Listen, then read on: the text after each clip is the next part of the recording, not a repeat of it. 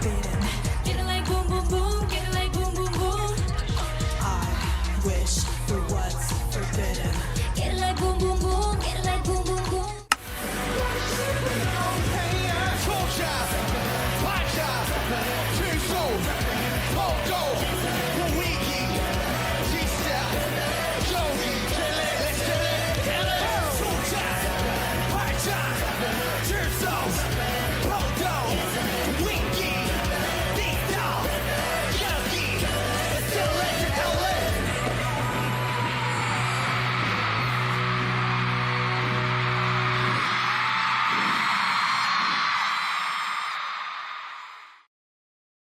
Stage presence is complicated. I'm sure if you've been around the K-pop scene for a while, you have heard the term stage presence thrown around at some point. However, stage presence is not a unique thing to K-pop. It is a generalistic term used in multiple different fields. BBC Maestro defines stage presence as a combination of different things. It's an energy on stage that makes the performance unforgettable, a charm and charisma that draws you in. It doesn't even have to be involved with music. It could be something like a stand-up comedian. Your favorite Twitch streamers or YouTubers may draw you in because of their editing styles, or maybe their script writing, or how they are able to communicate to their audience. So stage presence in itself is a pretty broad term. It's not just a K-pop thing. And if we do relate stage presence strictly to music, even with non-K-pop artists, there still is a precedent for stage presence and how you perform on stage. However, stage presence is viewed differently for other artists that aren't K-pop, primarily ones that do not use choreography in their performances and have to utilize other techniques such as walking around the entire stage or hyping up a crowd by throwing ad-libs in. And there have been performers that have set this standard for stage presence primarily in the West, being performers like Michael Jackson and Beyonce.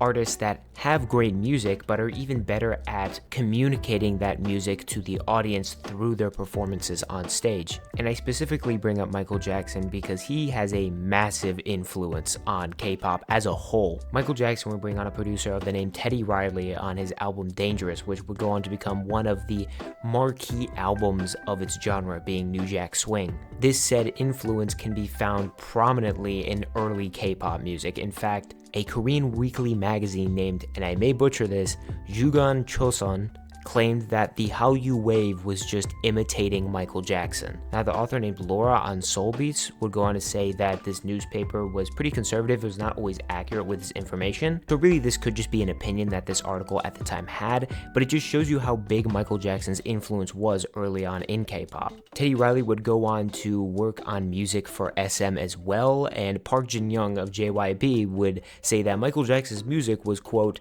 became the definition of music to him. I think it's pretty safe to say that Michael Jackson's had a massive influence on how K-pop performers perform, which is why I find it ironic when a lot of K-pop fans complain that K-pop is feeling too Western nowadays, even though K-pop and a lot of its influence came from the West in the first place. Not only with the styles and genres of music we've seen, but also how Michael Jackson would perform his music. Today, I'm going to break down why I believe stage presence is incredibly important to K-pop, break down what I believe to be some of the most important attributes to a good performer, and then even at the end go over some of my favorite K-pop performers and what they excel at. Before I go any further, I do want to say this is mainly opinionated. A lot of what you're going to hear are subjective takes that I have about stage presence, and stage presence is really nuanced. It's not a very simple thing to talk about, especially since, at least I believe, stage presence to be a pretty subjective thing to talk about. There are different performers which different people like for different reasons. I can't say one performer is inherently objectively better than another one if you like the other one more for your own personal reasons. Now, there are objective things to stage presence. There are idols who are technically more gifted than other idols at it. However, there isn't some sort of statistical database we can find that says one idol is objectively better at performing than another idol. Remember, what makes a good performer comes from public perception, which is inherently subjective. I also want to say that there are other K YouTubers who've done great jobs at doing stage presence breakdowns I don't watch a ton of K-pop YouTubers. I know there are multiple who do that. I just know that Everglow Up is the one K YouTuber that I run to a lot of the times for watching stage presence content. She's really good at breaking down some of the intricacies behind stage presence, stuff that I'm not going to be able to explain as well here. So if you're more interested in breaking down some more nuances behind specific idols and the way they perform, I'd recommend going and watching her content. I know she just pumped out a really good video about Yujin as well. So let's dive into what stage presence is in K-pop and why I believe it is the heart and soul of the genre.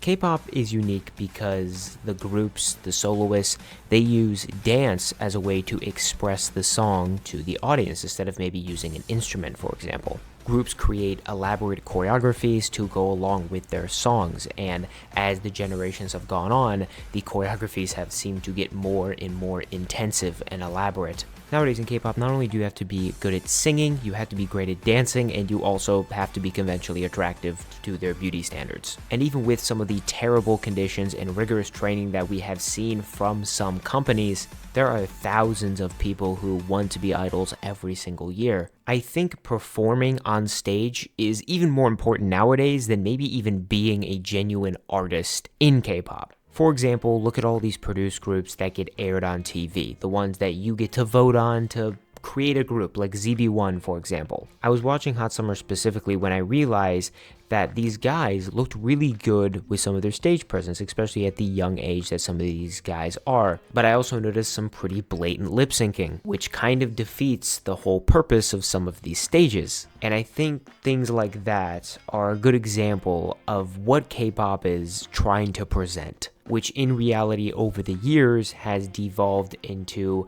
very attractive people dancing on stage to a pretty good song. And it's come down to how you present yourself on stage rather than actually singing the music. Now I want to get to lip syncing more in a little bit because it is tied to, in my opinion, what is one of the 4 big attributes that I look at when judging a good K-pop performer. These are my personal 4 criteria, and they could definitely differ for you. However, these are the 4 main broad categories that come to mind. Some of these may range on importance, but I do think all 4 of these are important in their own way and all contribute to a good performer. 1 is dancing ability. Are you a technically more defined dancer? Do you minimize mistakes on stage? Dancing is what makes K-pop unique compared to some other musical industries. So if you're a bad dancer, you're essentially losing your instrument on stage. Imagine if a piano player got up on stage and started playing the piano and it sounded like garbage. There are certainly K-pop idols that aren't amazing at dancing that have thrived in some of the biggest groups.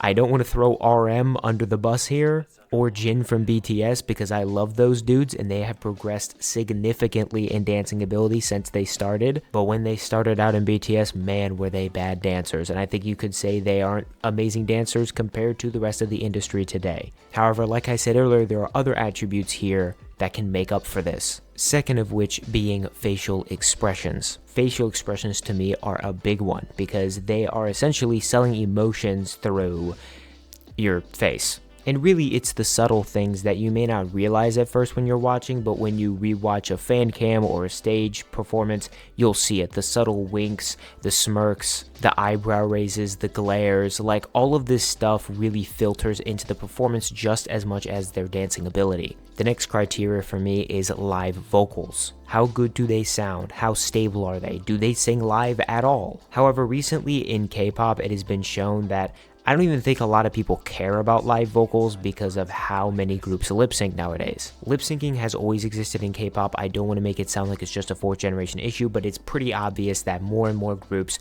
are starting to lip sync, even groups that back in the day wouldn't lip sync. It's clear that live vocals do not make or break a performance. In fact, K-pop performers have gotten so good at all of these other criteria that I will mention that live vocals have actually become something that is kind of tolerable if they're not there. Some of my favorite groups out there right now lip sync very actively on, comeback shows, and I still watch those stages because it is still fun to watch them perform. However, I still consider it a very useful asset, especially during things like award shows or concerts where I definitely expect those artists to be singing live. Remember, stage presence isn't just something that happens on comeback shows, it's everywhere. It's whenever they're performing music. The final attribute or criteria is energy management, which in the poll I did was the overwhelming favorite for the most important. And I can see why. Energy management is the ability to essentially pace yourself as a performance goes on, know when to shrink back compared to some of the other members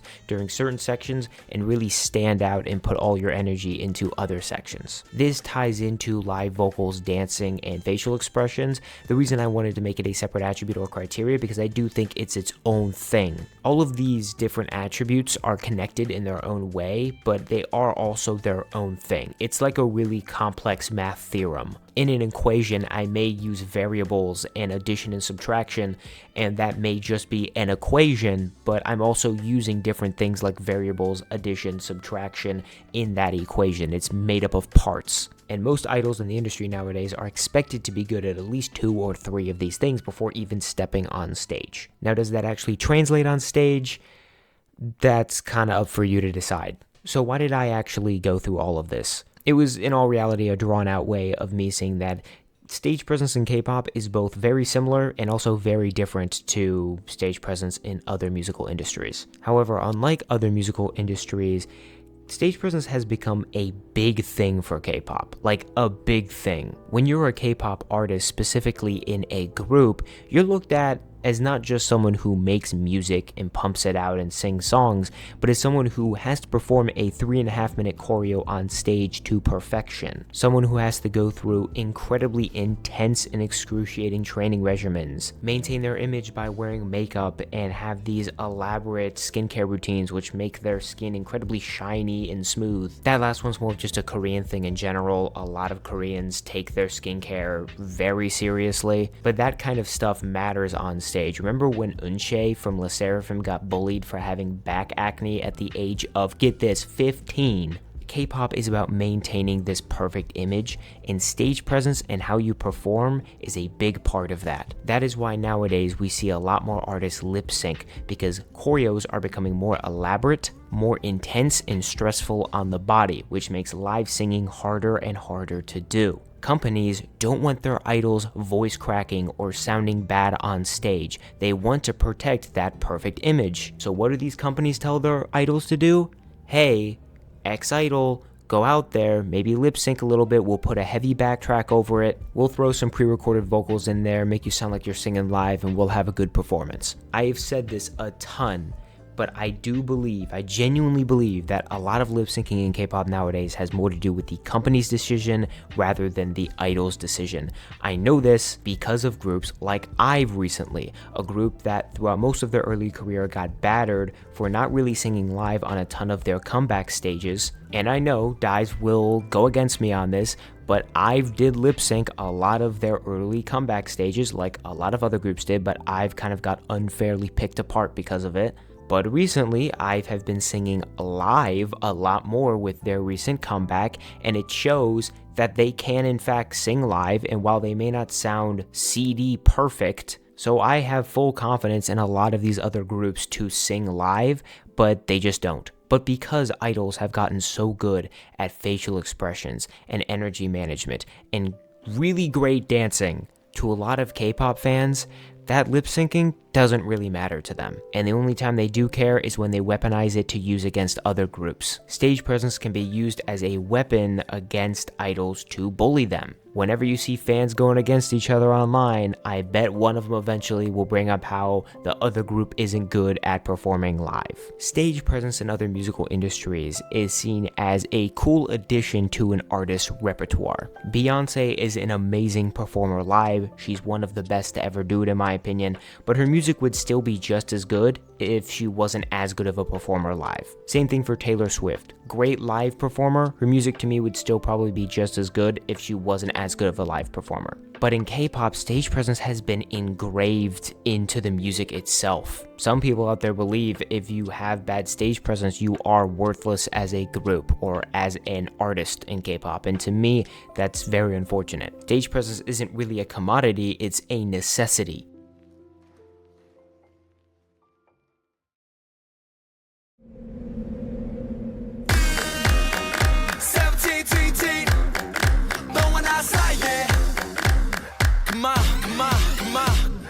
In this video so far, I have made stage presence out to be maybe not too complicated, but it is definitely more nuanced than what I am describing it as. There are ways which idols perform that are broken down and analyzed by various YouTubers. I will attempt to remember to link some in the description below. I'm going to be 100% open and honest when I say that I'm just not that great at talking about the intricacies of stage presence besides the broad things. I'm just not. That is why my older stage presence videos I'm not a huge fan of. And it's the same reason why I have not delved back into doing stage presence ranking videos or anything of the sort. I'm just not amazing at breaking down the different archetypes of performers and how they perform. However, with that being said, I'm still going to show you some of my favorite performers in K-pop. And there are many more performers that I really like other than the ones I mentioned in this video. I could name 20 to 30 others I could have put in this video, but these are just the ones I wanted to highlight because I think they are some of the best, just in my personal opinion. Feel free to leave your own favorites down below. I would like to hear from you as well. And yeah, let's get into some of my personal favorite K-pop performers.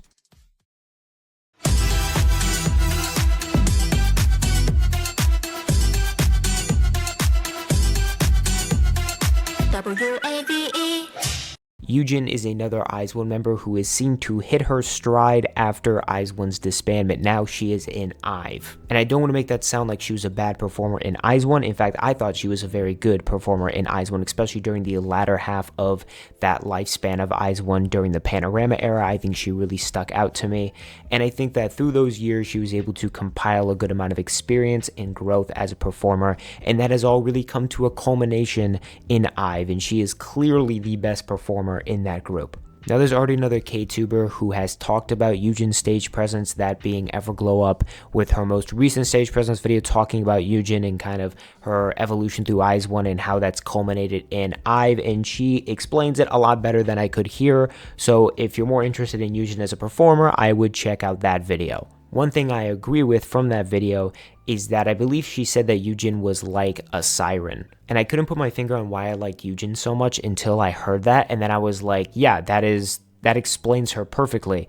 I think Yujin is best at changing her facial expressions when she needs to, and she does it very actively but doesn't oversell it. Particularly, I like the way she's able to communicate with her eyes on stage a lot. You're constantly drawn into them and looking at her. I just remember going back and watching a bunch of IVE's recent stages, especially with a Love Dive going into Afterlike, and I just constantly kept watching her. Like, I would watch a performance and I wouldn't even going into it to watch her. I would be wanting to watch the other members like Wonyoung or Ray or Gal, and I would just constantly find myself staring at her the whole time. Yujin now has to be one of the older members now of IVE compared to an IZ*ONE when she was one of the younger members. And I think all that experience that she worked hard for in IZ*ONE is reflected in IVE. I don't really think anyone is born a good performer. This is something that Everglow Up would go on to say in her video, is how Yujin is kind of a culmination of hard work rather than just being quote unquote born with talent like some people like to say.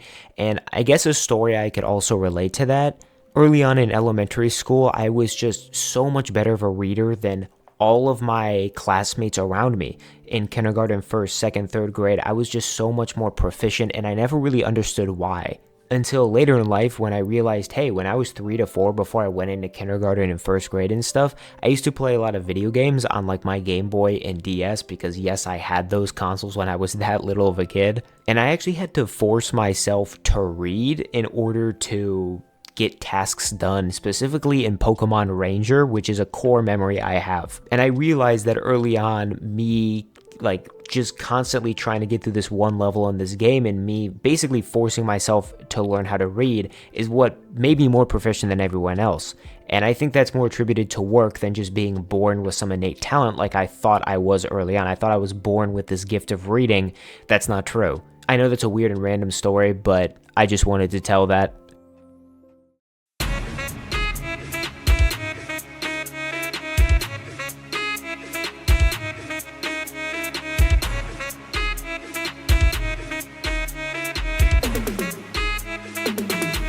So I don't think it would be the craziest thing in the world to say that BTS as a group probably have some of the best stage presence in all of K-pop. And it's not because they're all amazing dancers or all amazing live singers or whatnot, it's because they have really good chemistry on stage. Jungkook is a very prominent example of this. I believe he is the heart of BTS's performances. A common nickname for Jungkook is the Golden Maknae, for a reason, primarily off stage because he's good at everything. Like 1 second he'll be bowling a strike with immaculate form and then turn around and turn into Bob Ross. But he's also kind of the Golden Maknae on stage because he fills out all of those categories I was talking about earlier when it comes to live singing, dancing, facial expressions, energy. He ticks every single box and is great at all of those things. He is a very good dancer, trained in dance for a very long time. Is very good at using his facial expressions effectively, and he knows when and when not to turn the energy levels up, even though we've seen behind the scenes in some documentaries that sometimes he puts almost too much effort into his performances. But the big kicker for me, and the reason I love him as a performer, is his live vocals. I think consistently in the entire industry, he is one of very few idols that consistently sings live, like almost all of the time. Not saying that he's never lip-synced or used pre-recorded vocals, because he certainly has. But the dude sings live all the time, during music shows, during award shows. My two favorite examples of him as a performer is when he was performing, I believe it was Fake Love at the 2018 MAMAs in Japan, I believe it was. It might have been the MMAs, could be wrong on that. But they were performing Fake Love, and his mic was clearly not working. When they started the performance, the only thing you could really hear coming from his vocals was a backtrack, and you could visibly see him a bit flustered. And you can clearly see him reaching on the back of his pants to fix the mic, and he's doing this for a solid 30 to 40 seconds, like almost for half the performance. He eventually gets it fixed to where you can hear him sing, but I believe that a good amount of idols, especially in today's age, would probably just disregard it and would probably lip sync the entire performance if they needed to. But Jungkook is so dedicated to his craft of performing that he fixed a technical error on stage. I'm not saying he's the only one who's ever done that, it's just an example of how he takes being a performer seriously. And then of course there's the infamous My Time performance where he's clearly tired as hell, drenched in sweat, and he's still nailing falsettos and vocal runs like it's his job, which it is.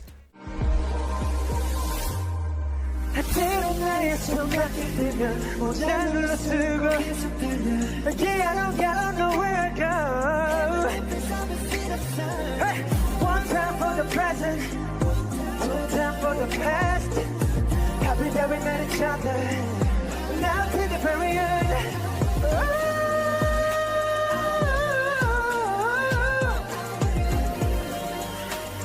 And yes to know, yes to know. Hey. In basketball terms, we would call Jungkook a 5-star prospect. It's the reason why he was scouted by so many different companies, and he chose BTS and Big Hit because he thought RM was cool. And while I will admit that there are better male performers out there from a technical standpoint, like a Taemin for example, honestly Jungkook to me is kind of the standard for an all-around performer in K-pop because he just does everything well.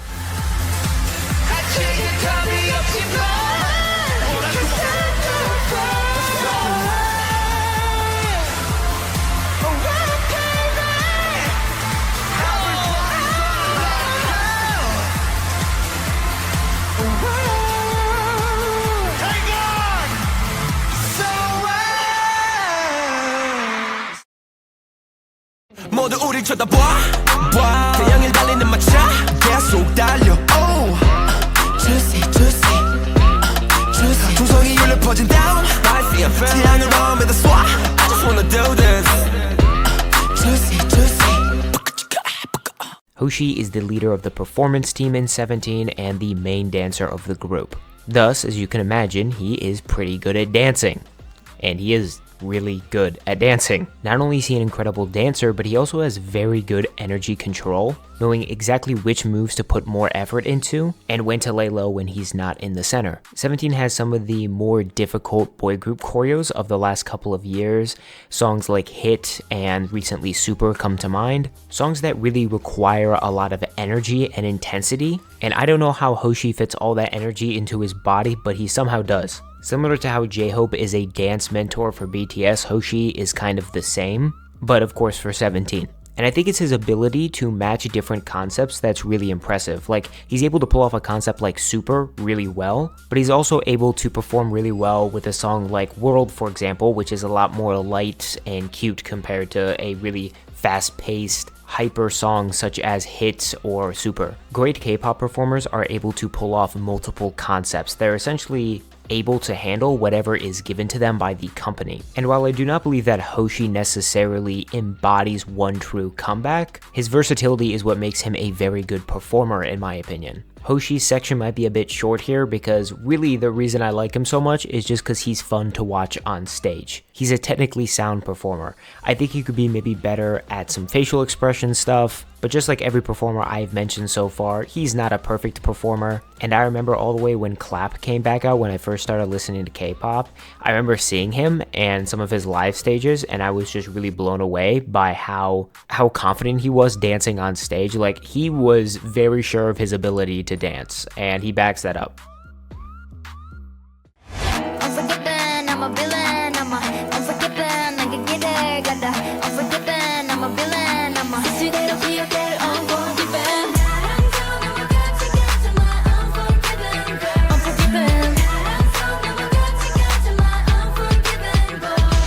So I think Chaewon's a very special case because I don't think she's the only amazing performer in her group. I also really love Yujin. I could sit here and talk about Yujin all day as well. And I've talked a little bit about Chaewon's transformation from IZ*ONE now to Sserafim in a separate video which I made a while ago. And I know there's some IZ*ONE fans that kind of get angry with the topic that is Chaewon becoming a better performer, at least in my opinion, in Sserafim. And I do think that Chaewon showed signs of growth during like her Panorama era and like kind of the tail end of IZ*ONE. But Sserafim kind of demands a different style of performance out of her, and I think she realizes exactly what she needs to do for this group as the leader of Sserafim.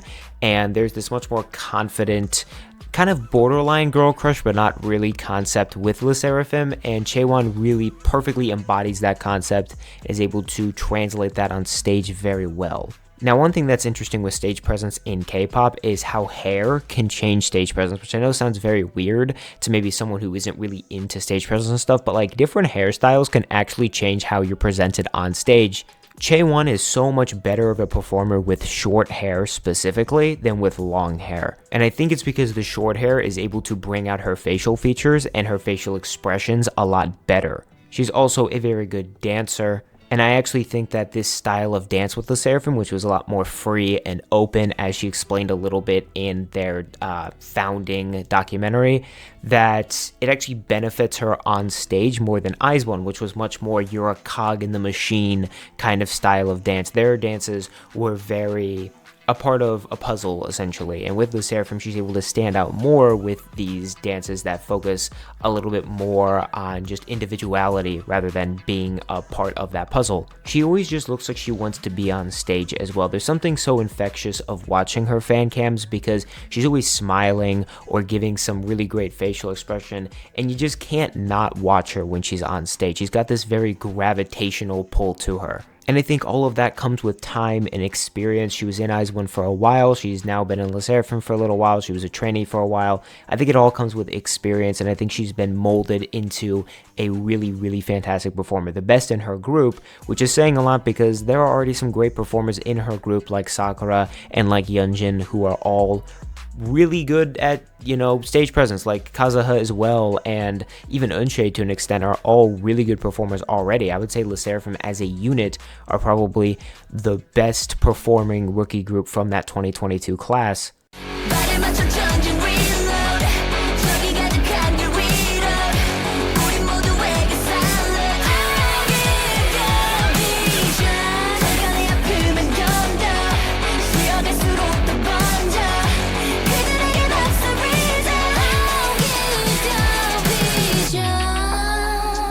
Now, I've already made a video a long time ago talking about Dreamcatcher's stage presence, and to be honest with you, those stage presence videos I made early on in my channel's lifespan, I'm not exactly proud of because I'm not that good at breaking down stage presence. But if it's one thing from that video that I can say I still hold the same opinion now, is that Siyeon is a damn near perfect performer on stage. She is so good at everything. Dreamcatcher are a horror rock group, right? That's kind of their main concept. So a lot of their stages require the performers to be a little bit more aggressive than you would see other girl groups' performances. And Siyeon embodies this energy perfectly, and she's able to carry it with her and kind of change it from performance to performance. You have performances with Odd Eye, where she has this shorter blonde hair, which help stick out her facial features, and she has these very sharp, defined facial features that really accentuate the serious persona she can have on stage. It also helps that she is a very good live singer as well. I think she's one of the most underrated vocalists in just K-pop, period. And some of these high notes that Dreamcatcher asks her to commit to in the middle of a performance is insane, and she hits them a lot of the time, even during some music shows where lip syncing and pre-recorded vocals is more common. I've seen both her and other people compare her to like being a wolf on stage, and I've never agreed with anything more in my life. Like, she is. Because of this, I don't think she's able to rock cuter concepts as well, because she always just looks almost too serious for those, but she's not a terrible performer when it comes to cuter concepts. If any concept fits a specific K-pop idol, this horror rock concept that Dreamcatcher has fits Siyeon perfectly on stage. And I do think that over the latter half of Dreamcatcher's lifespan, she's been able to really kind of flourish and evolve into this incredible performer. And that's saying something, because in her group you have performers like Jiu and Yujin and Dami and Suwa, who I all think are really great performers. Even Gaeun and Handong. Really, that whole group is full of like B+ A tier performers in my opinion, and Siyeon is kind of just the best out of the best. You want some sweet juice? You wanna pop it, 조금씩 drippin', drippin', 분명을 따라 heaven. innocent city, city, 온몸의 신경들이 춤을 춰 따라. Purple Kiss is definitely a group that deserves more attention. They have one of my favorite comebacks this year so far in Sweet Juice, and they have a very solid discography. Their concept is a mixture of creepy and fun. You have more darker concepts like this recent Sweet Juice, which was kind of more sinister, and Panzonia, but then you have comebacks with more of a fun sound like Nerdy or Zombie. And as a group, I think that they are a group that is very talented. They have a lot of stage presence. I think they're great performers and they're very underrated. But there's something about Dosie that stands out compared to everyone else in the group. Dosie is first and foremost a very good dancer, probably one of the best if not the best in her group. There were two comebacks specifically that I really loved her performances, that being Sweet Juice and Nerdy, which is funny because they're two different concepts. Sweet Juice is more of a sinister, creepy concept, while Nerdy is more of a fun, creepy concept. And one of the things I look for the most in performers, especially in K-pop when it comes to their facial expressions, is how they utilize their eyes.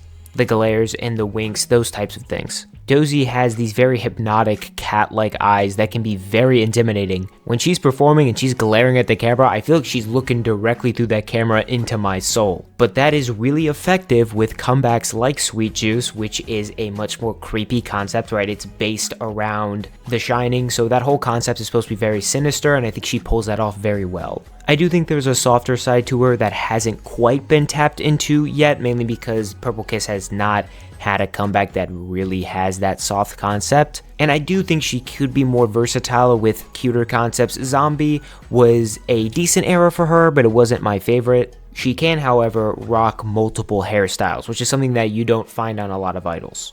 During Zombie era, they gave her this two-toned bob haircut. During the Nerdy era, they gave her this longer, wavier black hair. And then in Sweet Juice, they gave her that same long black hair, but gave her bangs. Personally, my favorite was that wavy long black hair, especially from that one Nerdy fan cam. I think that really suits her. but I thought she was good at performing in all those different hairstyles, and that is impressive because hairstyles can have an impact with performance. Dosie is similar to Siyeon from Dreamcatcher in which she can really bring it with intensity on stage. I do think she can be a little bit more versatile in her facial expressions, but she's still pretty early on into her career, and Purple Kiss is still pretty new as a group, so she has plenty of time to grow as a performer, and I think she does have some serious potential.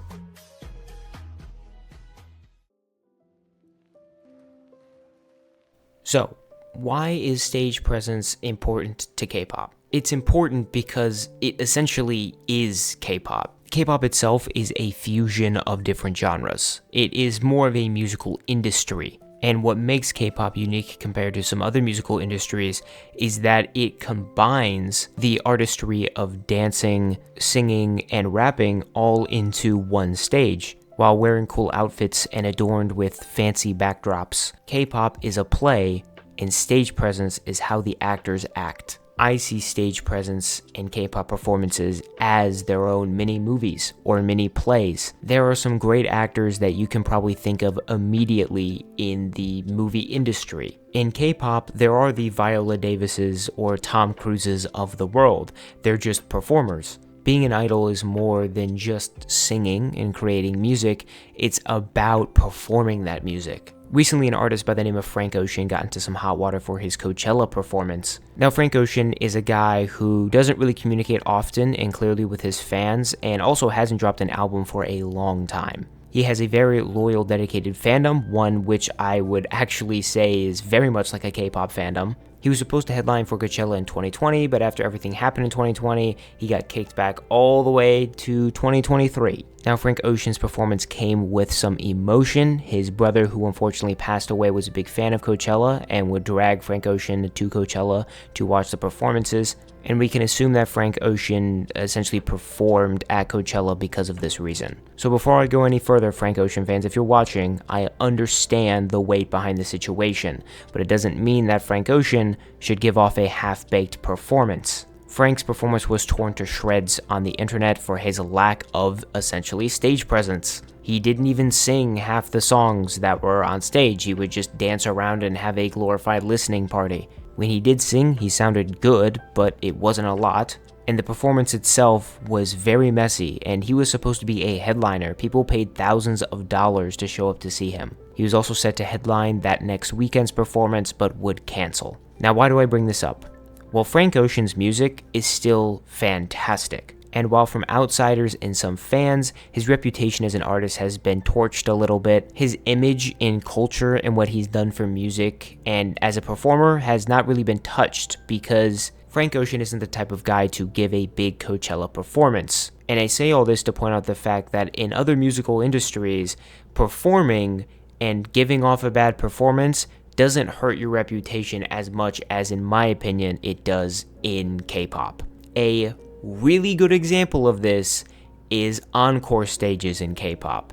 You'll get an encore stage of an idol who has an off day singing, maybe doesn't hit a few notes, and they are shredded online. Jimin recently had a bad encore performance. He didn't sound good, I'm not going to protect him. But on K-pop Twitter, people were acting like the dude had committed a crime. Stage presence is the heart and soul of K-pop, down to its roots, down to what it's been inspired from. And as K-pop expands globally, we will see performances get more elaborate, dances become more intense, and the image of K-pop once again glorified even further. And while some of that may seem a bit negative, stage presence is what gives K-pop its defining charm. It's what drags people into random groups after just stumbling across one of their random live stages. It's what makes people want to learn the choreo, so you could be that idol on stage in front of 100,000 people performing that song, but in reality, you're holding up a fake mic at 3 o'clock in the morning and your dancing is horrendous, but you don't care. Stage presence is in part what makes K-pop, K-pop.